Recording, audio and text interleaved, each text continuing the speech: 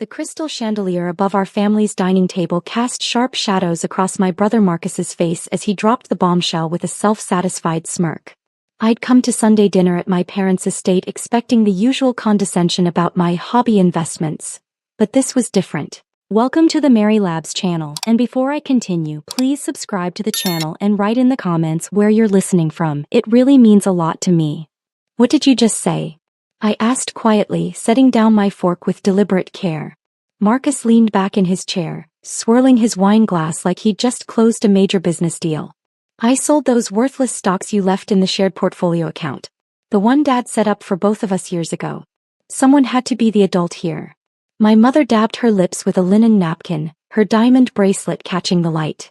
Honestly, Claire, you should thank your brother. He's always been better with money. Those penny stocks were just gathering dust. They weren't penny stocks, I said evenly. Whatever they were, Marcus interrupted, they're gone now. I got $47,000 for the whole lot. Which, considering you probably paid nothing for them, is a decent return. I'm putting the money into my restaurant expansion. At least one of us knows how to build real wealth. My father nodded approvingly from the head of the table, cutting into his prime rib. Marcus is right. You've been playing around with those investment apps for years, Claire. Your brother has 3 successful restaurants. He knows what he's doing. I took a slow sip of water, processing what I'd just heard. The stocks Marcus had sold weren't just any securities. They were Series G protected federal investment securities, government-backed instruments that I'd been assigned as part of my position. Protected securities. With federal tracking protocols. When did you sell them? I asked. This afternoon, Marcus said proudly. Found a buyer who didn't ask too many questions. Cash deal. Already deposited. My younger sister Jennifer giggled from across the table. Claire's face right now. He's so mad. Maybe this will teach you to get a real job instead of pretending to be some kind of financial wizard. I have a real job, I said quietly. Oh please, Marcus scoffed. You work from home doing consulting. That's code for unemployed. Meanwhile, I'm running actual businesses, employing real people, making real money. Dad's right. I should have liquidated your position in that account years ago. You clearly don't know what you're doing with investments. My mother reached over and patted my hand with false sympathy. Darling, maybe this is a blessing. You can finally stop obsessing over those silly stock charts and focus on finding a proper career. Your brother is trying to help you. Help me, I repeated flatly. Yes, help you, Marcus said, his voice taking on that patronizing tone he'd perfected since business school. Look, I know you're upset, but you need to face reality. You're 32 years old, living in that tiny apartment, no husband, no real career. Those stocks were never going anywhere. At least now the money is doing something productive. Jennifer nodded enthusiastically. Marcus's new restaurant in the business district is going to be amazing. He's putting in a wine cellar that costs more than Claire probably makes in a year. How much did you say you got for the stocks? I asked Marcus, keeping my voice level. $47,000. What? You want to see the deposit slip? He pulled out his phone with a flourish. See? Right there. Deposited at 3:47 p.m. today. The buyer was some investor type, didn't even haggle much. Probably felt sorry for you having such a pathetic portfolio. I studied the screen he showed me. The transaction was real. He'd actually done it. Who was the buyer? I asked. Marcus waved dismissively. Some guy named Peterson. Met him through a business contact. Cash buyer, very discreet. That's how real deals get done, Claire. Not through your little smartphone apps. You sold federally protected securities to a cash buyer you met through a contact, I said slowly. They weren't federally protected, Marcus laughed. They were junk stocks in some obscure government contractor companies. Nobody cares about those. My father set down his knife and fork with a sharp clink. Clear enough. Your brother made a smart business decision with assets that were going nowhere. Be grateful he's willing to manage the family portfolio since you clearly can't. The family portfolio, I said. You mean the joint account that was set up for emergency access, not for either of us to unilaterally liquidate the other's holdings. Semantics, Marcus said. We both had equal access. I exercised my rights as co-holder. If you wanted exclusive control, you should have moved them to a private account. Your mistake. I pulled out my phone slowly. Everyone at the table watched me with varying degrees of amusement and irritation. What are you doing? My mother asked. Please don't tell me you're going to call some lawyer. Marcus didn't do anything wrong. I'm not calling a lawyer, I said calmly, scrolling through my contacts.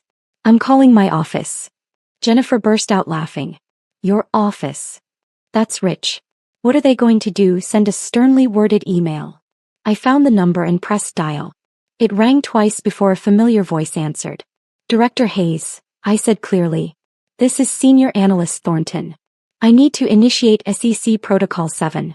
Authorization code Delta Tango 973. The table went silent. Yes, ma'am, I continued. Full unauthorized sale of protected government securities.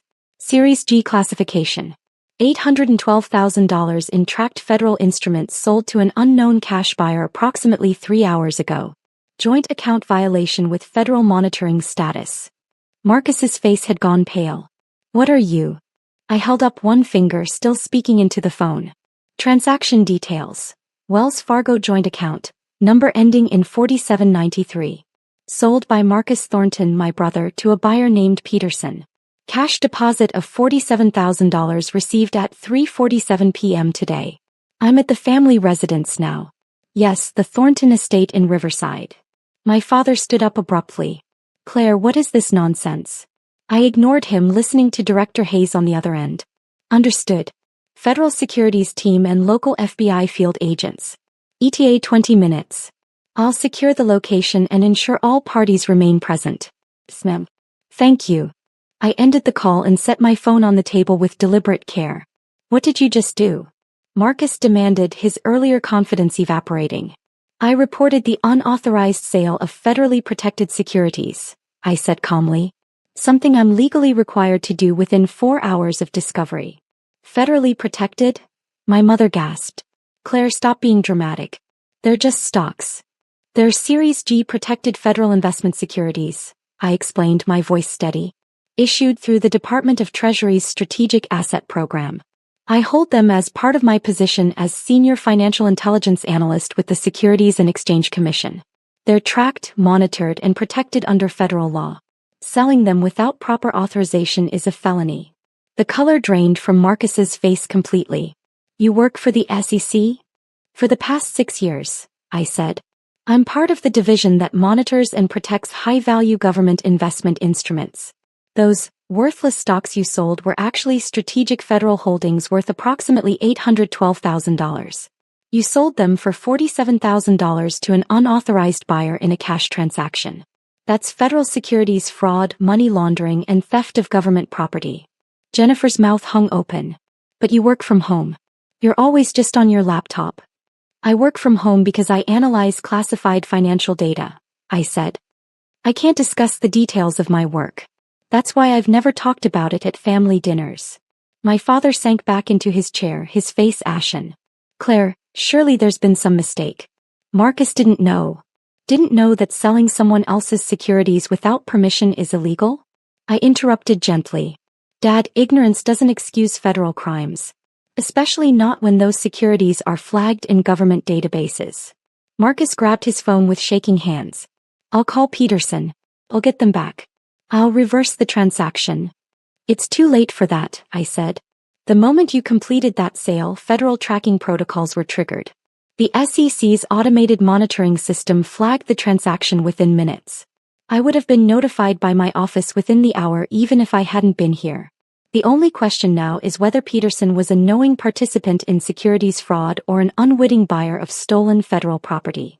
This is insane, Marcus said, his voice rising. They're stocks. I sold stocks. That's not illegal. Selling your own stocks isn't illegal, I agreed. Selling someone else's federally protected securities without authorization absolutely is. Especially in a cash transaction designed to avoid normal banking oversight. That adds money laundering charges. My mother's hands trembled as she reached for her wine glass. Claire, please. Marcus made a mistake. Can't you just fix this? Call them back. I can't fix a federal crime, Mom, I said quietly. Once Protocol 7 is initiated, it's out of my hands. The federal securities team has jurisdiction now. They'll need to interview everyone, secure all financial records, and trace the entire transaction chain. Everyone? Jennifer asked, her voice small. Everyone involved or who has knowledge of the transaction, I confirmed. That includes all of you since Marcus announced it at dinner. My father's lawyer instinct seemed to kick in. He'd been a corporate attorney before retirement. Claire, think about what you're doing. This is your family. Surely there's some way to handle this internally. Dad, I spent 6 years building my career on financial integrity, I said.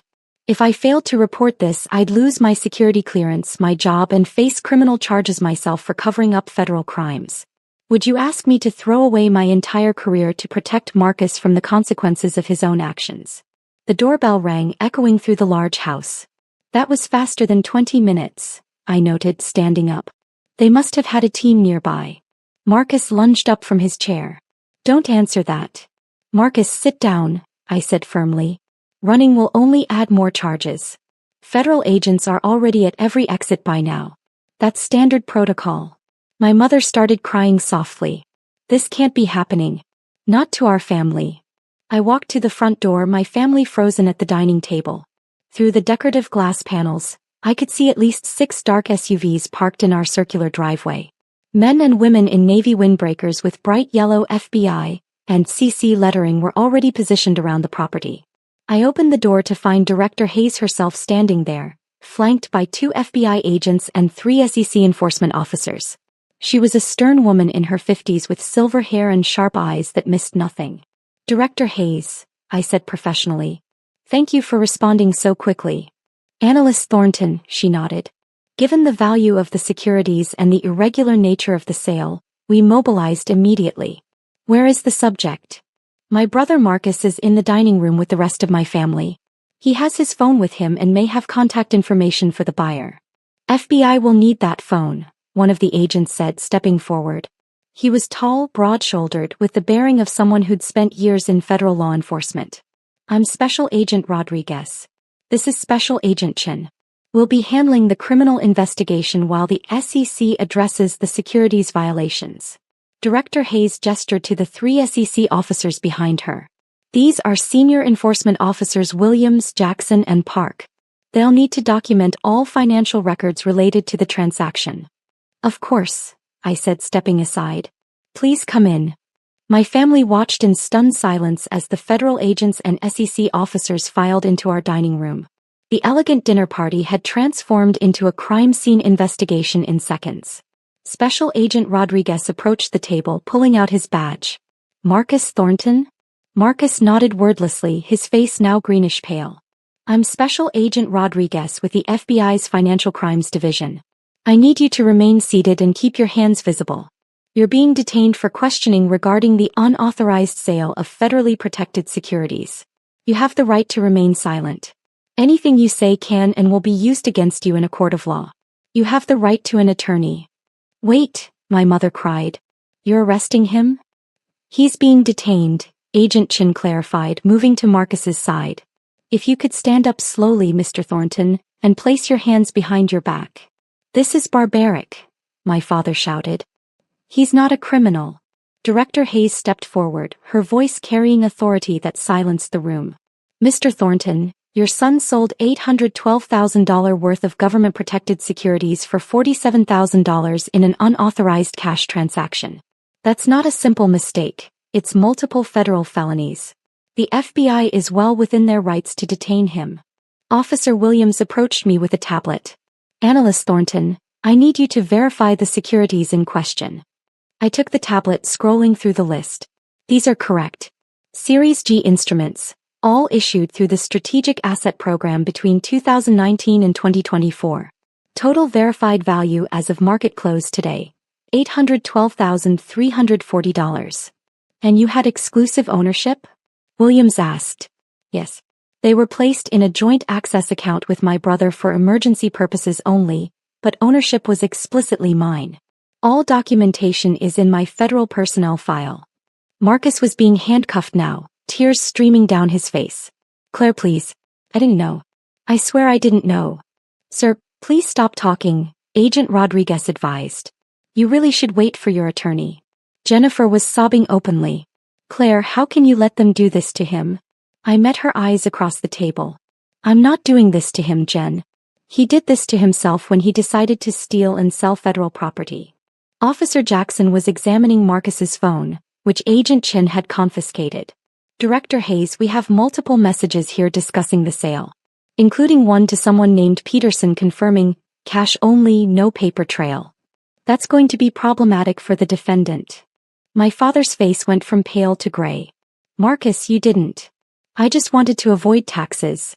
Marcus blurted out. Peterson said cash deals were cleaner, less government oversight. Mr. Thornton, stop talking, Agent Rodriguez ordered sharply. You're making this significantly worse. Director Hayes pulled out her own phone, stepping away to make a call. I could hear her speaking quietly. Yes, sir. We have the perpetrator in custody. The buyer's identity is confirmed as Jonathan Peterson. Running him through databases now. Given the deliberate structure to avoid oversight, we're looking at knowing securities fraud, not just negligent handling. Officer Park approached my parents. Mr. and Mrs. Thornton, I need to ask you some questions about your knowledge of these securities and the joint account structure. We didn't know anything, my mother insisted. We just thought Claire had some small investments. We had no idea they were government property. But you were present when your son announced he'd sold them? Park asked, typing notes on his tablet. Yes, but... And neither of you questioned the legality of him selling his sister's property without her consent? My father found his voice. We assumed the joint account meant joint ownership. That both our children had equal rights to manage the assets. Officer Park nodded, making notes. That's a common misconception, but it doesn't excuse facilitating the transaction by failing to question it. We're not facilitating anything, my father protested. Agent Chin returned from the foyer. Director Hayes, we have the financial forensics team pulling up now. They'll need access to all computers and financial records in the house. My mother gasped. You're searching our home? We have a warrant being processed as we speak, Agent Rodriguez confirmed.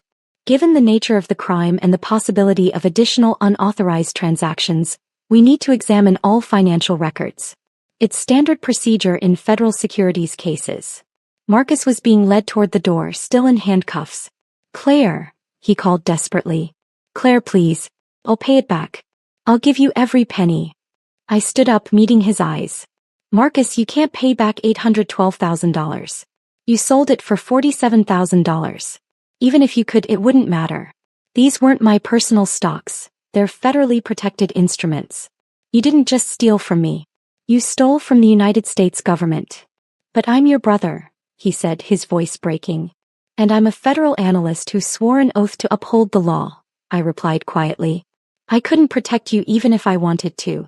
And honestly, Marcus, after years of you dismissing my career, mocking my work, and treating me like a failure, I don't want to. Agent Rodriguez guided Marcus out the front door. Through the windows, I could see him being placed in one of the SUVs. Director Hayes approached me, her expression professional but not unkind.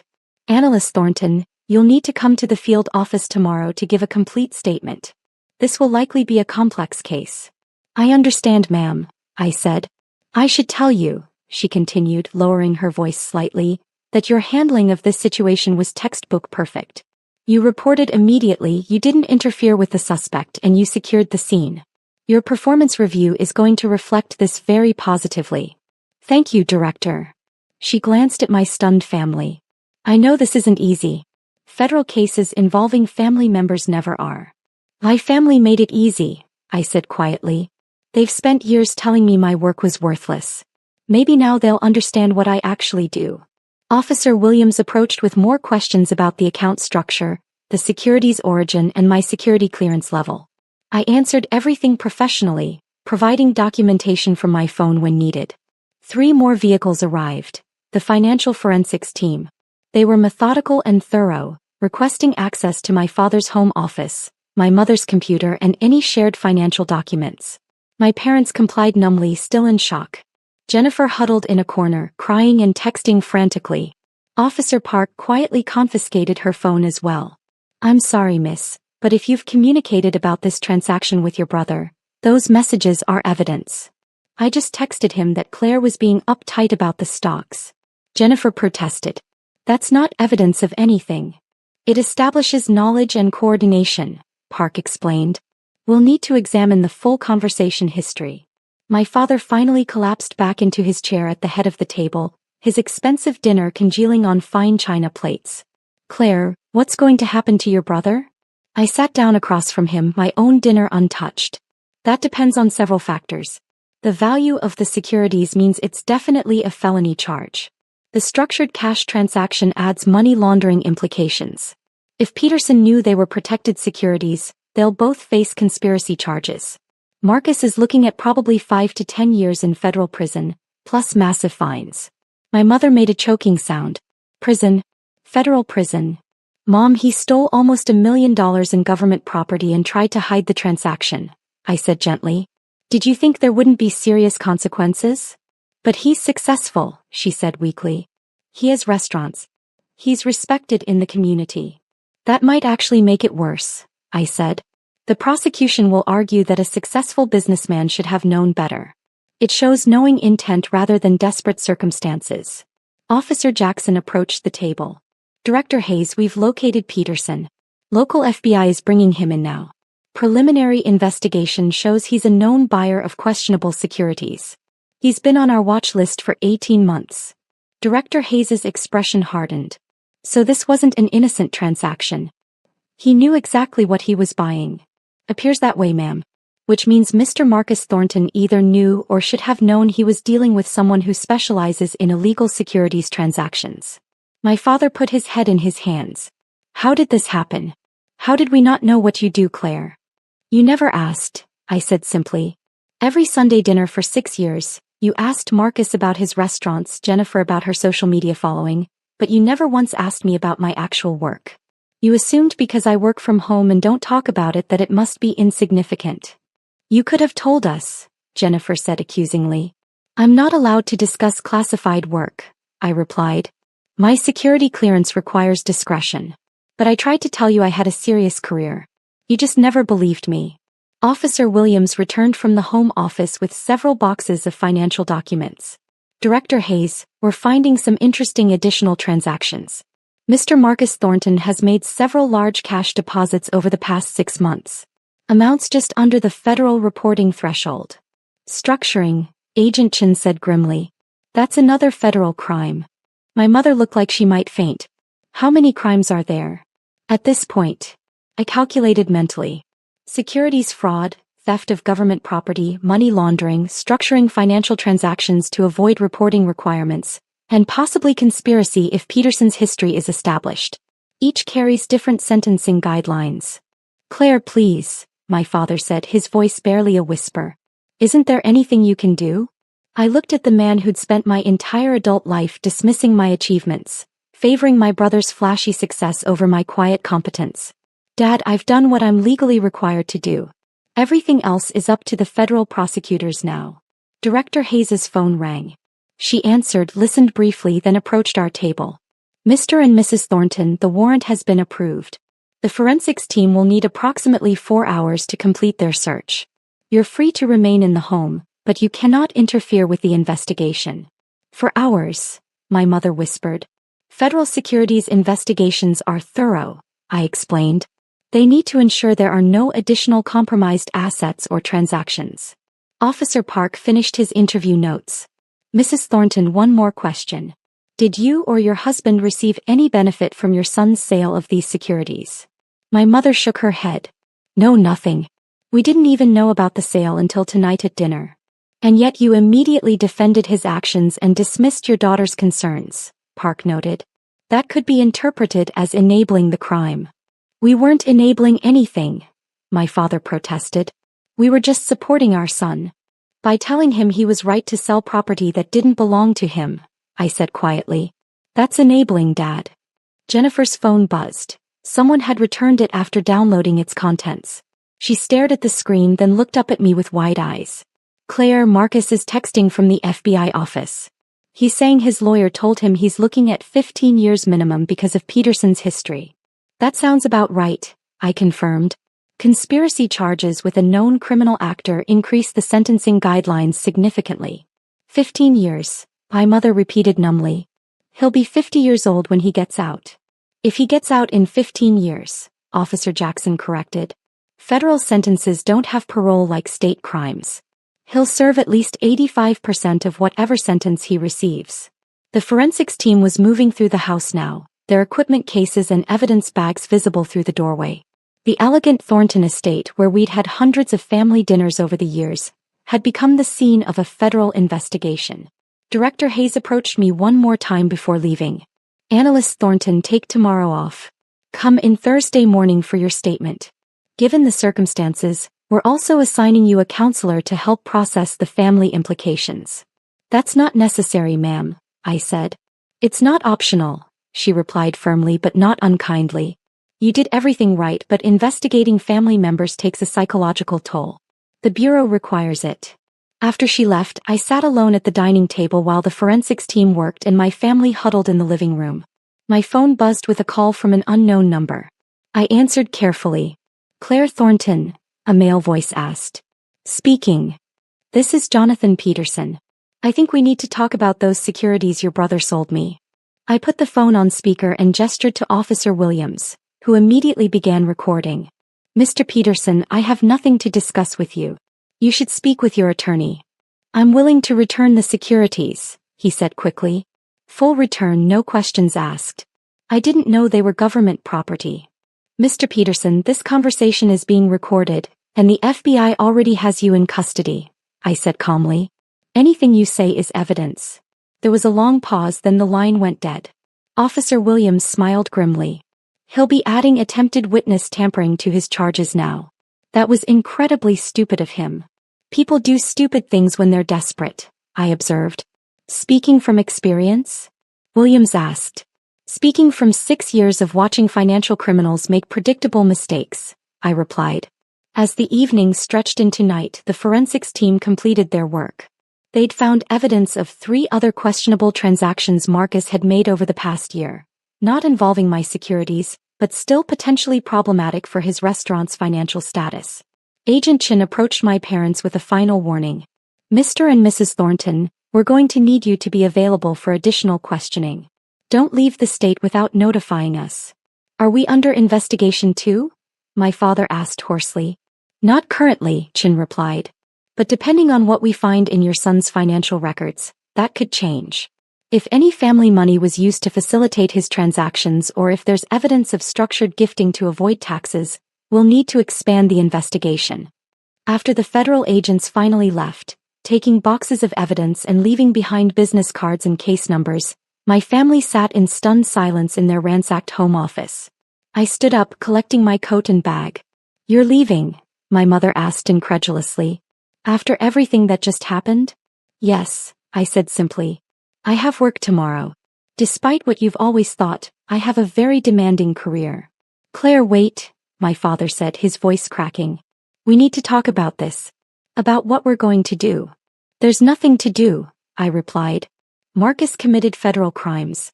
The law will take its course. You should hire him the best criminal defense attorney you can afford, though I doubt it will help much given the evidence." "But you could talk to them," Jennifer pleaded. "Tell them it was a misunderstanding." I looked at my younger sister who'd spent years mocking my career on social media, posting about her boring sister who plays with stocks. "Jen, it wasn't a misunderstanding. Marcus deliberately sold protected federal securities in a structured cash transaction to a known criminal securities buyer. Even if I wanted to help, which I don't, I couldn't. The evidence is overwhelming." "So that's it?" my mother asked. "You're just going to let your brother go to prison?" "I'm not letting him do anything," I said quietly. "He made his choices. He spent years belittling my career, dismissing my work, and treating me like a family disappointment. Tonight, when he needed to understand that my work was real and important, he learned the hardest way possible." I walked toward the door, then paused. "For what it's worth, I did try to tell you, all of you. I tried to explain that my work mattered, that I had responsibilities, that I was building something meaningful. But you were so convinced that visible success was the only success that mattered. Marcus's restaurants, Jennifer's Instagram followers, Dad's retired partner status. You never looked beneath the surface to see what I actually did." "We didn't know," my father said weakly. "You didn't ask," I corrected. "There's a difference." I left them there in their elegant home, surrounded by evidence tags and FBI business cards, their perfect family dinner destroyed by federal crimes and broken trust. My phone buzzed as I drove home. A text from Director Hayes. "Peterson is cooperating. Full confession. He paid Marcus $47,000 knowing the securities were worth $812,000. They'll both face maximum sentences. Your brother's preliminary charges: securities fraud, theft of government property, money laundering, conspiracy and structuring.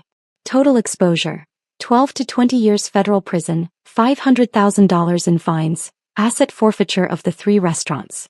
Excellent work tonight. Analyst Thornton. I pulled into my tiny apartment parking lot, the 1-bedroom condo that my family had always mocked. It was small, yes, but it was mine. Paid for with my federal salary, my bonuses for excellent security analysis work, and my complete lack of need to impress anyone with flashy success. Inside, I changed into comfortable clothes and opened my laptop. My work email had 17 new messages, most marked classified. The same boring, worthless work my family had dismissed for 6 years. 3 days later, I sat in a federal prosecutor's office giving my official statement. Assistant U.S. Attorney Michelle Torres was handling the case personally. It was high-profile enough to warrant senior attention. Your brother's attorney is pushing for a plea deal, she told me. But given Peterson's confession and the evidence of deliberate structuring, we're not inclined to be generous. What are they offering? I asked. He wants to plead to negligent handling of securities in exchange for dropping the conspiracy and money laundering charges. Would result in probably 18 months minimum security and a $50,000 fine.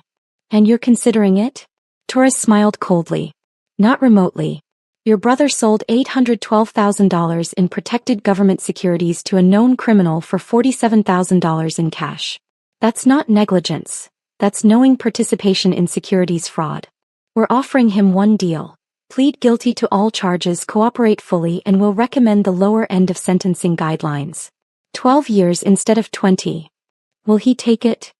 His attorney says he's still hoping for family intervention. Something about his sister working for the SEC and surely having influence. I shook my head. I'm a senior analyst, not a director. And even if I had influence, I wouldn't use it. My brother needs to face the consequences of his actions. Your family isn't happy with you, Torres observed. My family has never been happy with me, I replied. This is just the first time they've had a reason to admit it. The trial, when it happened 6 months later, was swift and devastating. Peterson had already pleaded guilty and testified against Marcus, confirming that Marcus had specifically sought out a cash buyer willing to avoid oversight. Text messages showed Marcus joking about screwing over his uptight sister, and finally making real money off her worthless portfolio. The jury deliberated for 3 hours before returning guilty verdicts on all counts. At sentencing, Marcus's attorney presented character witnesses, fellow restaurant owners, community leaders, even a city councilman who praised Marcus's business acumen. Then the prosecutor called me to make a victim impact statement.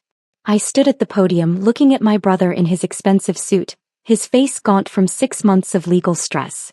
Your Honor, I began, my brother didn't just steal government securities.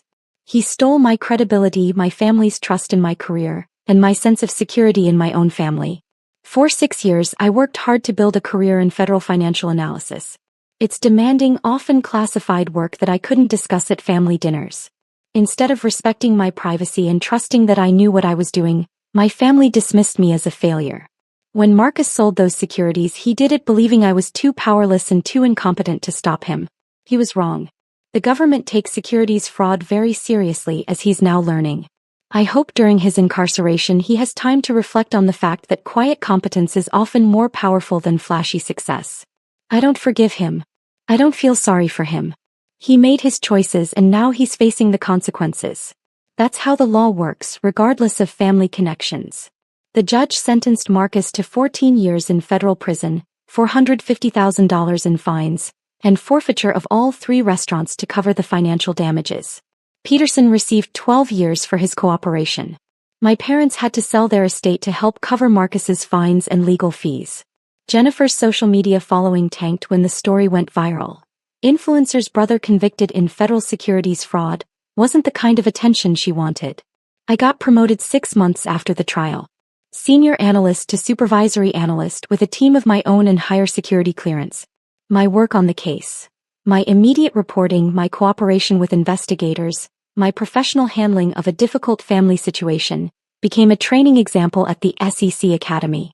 At my promotion dinner, Director Hayes raised a glass. To Annalise Thornton, who proved that integrity matters more than family politics. I thought about Marcus in federal prison, my parents in their downsized condo, Jennifer's abandoned influencer dreams. I thought about all those Sunday dinners where they dismissed my career, mocked my work, and treated me like the family failure. To doing the right thing, I said quietly, even when it costs everything. My phone buzzed with a message from an unknown number. Against my better judgment, I checked it. It was from Marcus, using someone's contraband phone in federal prison. I hope you're happy. You destroyed our family. I deleted it without responding. I hadn't destroyed our family. I'd simply revealed what it had always been. A hierarchy of visible success that valued appearance over substance, flash over competence, and loyalty over legality. They taught me I was worthless. I taught them that even worthless people can have $812,000 in protected federal securities. The lesson had cost them everything. But it had cost me nothing I actually valued. If you enjoyed this story, please subscribe to the channel and like the video. That's the best thank you and support for me.